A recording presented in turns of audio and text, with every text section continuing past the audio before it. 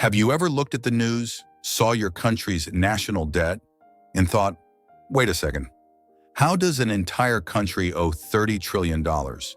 And who do they even owe that to? Aliens? Jeff Bezos? The universe? Well, you're not alone. The truth is, pretty much every country in the world is in debt, even the richest ones, especially the richest ones. And today we're going to unpack how that even makes sense, why countries borrow so much, who they owe, and why this massive, scary-looking number on the government's calculator isn't always as terrifying as it seems. So let's break it down. Let's start with a really basic but important idea. Countries are not like people. I mean, you and I can't just print money, collect taxes, or set interest rates. If we're broke, we can't say, no worries, I'll just raise income tax by 2%. But governments can. Countries are like giant, complicated businesses with their own banks, income through taxes, expenses, hospitals, schools, roads, you name it. And, just like businesses, sometimes they need to borrow money to operate or grow. But why borrow at all? Why not just use the money they already collect in taxes? Great question. The short answer is because that money is never enough. Let's say a government collects $1 trillion in taxes but needs $1.2 trillion to run everything.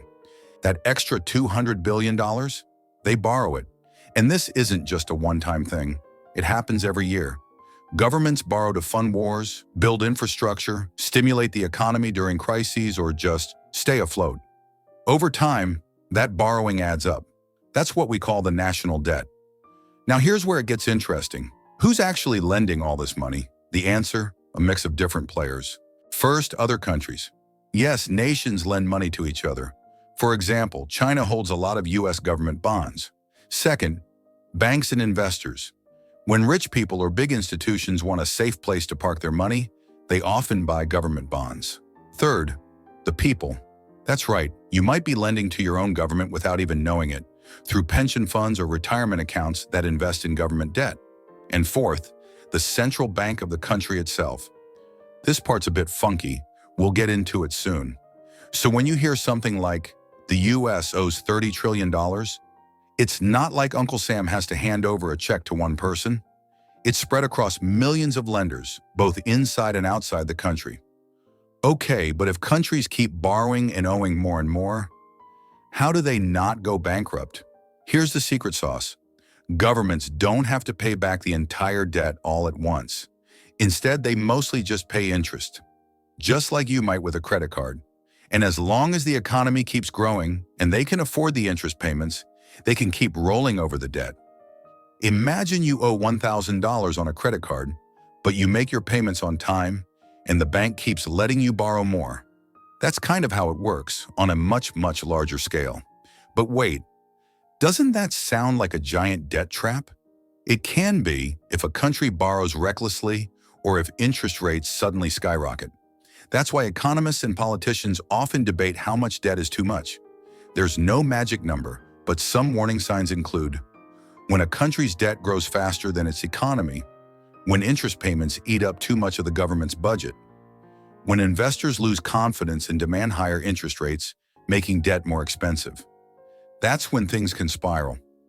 Think of places like Argentina or Greece, which have faced massive debt crises in the past.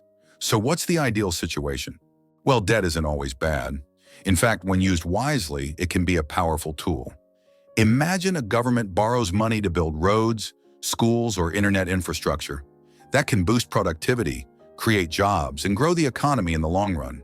It's kind of like taking out a student loan to go to college.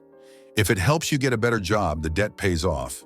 But if you borrow to throw a 4-year party, maybe not the best idea. So, responsible borrowing, smart, reckless borrowing, risky.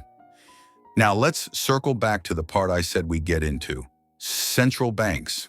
This is where things get a little weird, in a fun way. Central banks, like the Federal Reserve in the US, are technically part of the government, but also kind of separate. They manage the country's money supply and interest rates. But guess what else they do? They buy government debt. Yep, the government borrows money from itself. Sort of.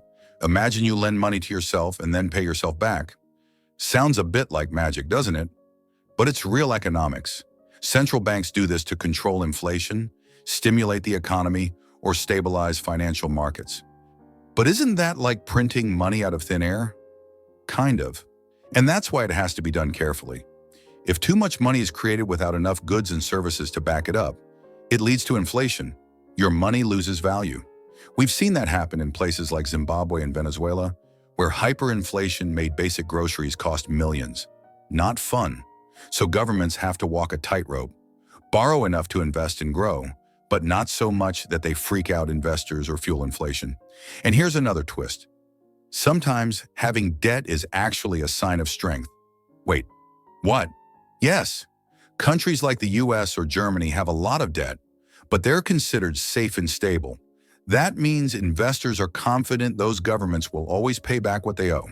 Because of that, those countries can borrow money at super low interest rates, cheaper than what you'd get on a car loan. It's kind of like having a really high credit score. Meanwhile, poorer or less stable countries might struggle to borrow even small amounts because lenders see them as risky. So yeah, weirdly enough, the more trustworthy you are, the more debt you can carry. Now let's bust one final myth. If the government is in debt, the country is doomed. Nope, not even close. Most countries have been in debt for decades, some for centuries. What really matters is how they manage it. Think of national debt like a tool. In the right hands, it can build bridges, literally and figuratively. In the wrong hands, it can become a ticking time bomb. So when you hear headlines about national debt, ask yourself, who do they owe? Can they afford the interest? Is the economy growing? And mostly important, what's the money for? Borrowing to invest is very different from borrowing to survive. And there you go. Now you know why every country seems to be in debt and why that's not necessarily the end of the world. It's like fire. Debt can help or harm. It depends how it's used. So next time someone says, the national debt is $30 trillion, you can just say, yeah, and that's by design.